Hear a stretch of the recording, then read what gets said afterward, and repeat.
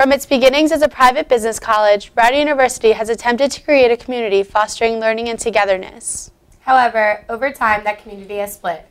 We sent reporter Gina Restanito to Rider University to talk to students and faculty about the Rider Divide. There is a growing gap between Greeks and non-Greeks on college campuses across America. Rider University is no exception. We talked to students living on campus about their thoughts. Some students believe that the geographic layout of Rider's campus creates a clear border between the two sides.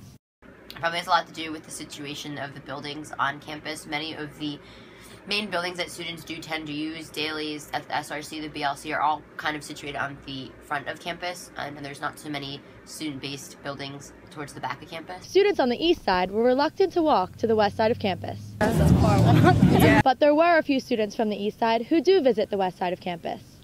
Yeah, I do have a couple friends in Greek life, so I wander over there. No, I haven't really been on that side just to hang out. If students do not have a connection with Greek life or athletics, they do not have a reason to leave the east side. Would you go over there if it wasn't for Greek life? Probably not, unless my friends were over there. While residents on the east side are aware of the east-west gap, residents on the west side are not as affected.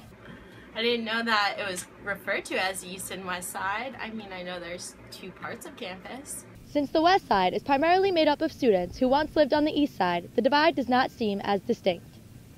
I think we're more familiar because we're all upperclassmen, and when we were younger we used to live on that side, and then we moved over to this side when we became in Greek life.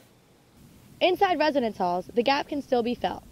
Resident advisors on the east side feel differently about their positions than house managers on the west side.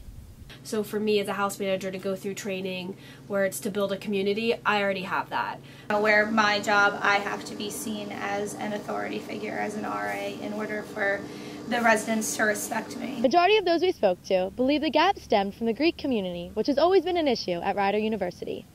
Rider alumni Jeff Edelstein said since 1991 he has noticed the gap. Once you are in a fraternity or sorority and move into one of the fraternity or sorority houses, you have your own cook, where your social life centers around. That when you walk to classes, like just the geography of the campus, like when you walk, you don't need to go to the other side of campus, and same with if you're in the dorms, you don't need to go, past, whatever building we're in, right? What building it was? Fine Arts. It was rare that the two met. Rider University's Director of Campus Life, Michael Serafin, also sees the divide. Though Greek life may be to blame, he believes there's a way to close the gap. A combination, I think, on both sides. I kind of sort of tend to be really real when I have my conversations with Greek affiliate students, and I say to them, sometimes we just do things that don't make a lot of sense in any way, shape, or form, and so sometimes it's a matter of, working to, maybe it's a matter of holding a forum and saying to unaffiliated students, come and talk about and learn about what it is that Greek organizations are about, and ask us those questions. And I think students who are affiliated need to be open and receptive to when students say, help me understand why it is that you all chant, or why is it, what's the difference between big and little, and why do you yell it for the top of your lungs across campus? Talk about those things. There has to be an openness on both sides.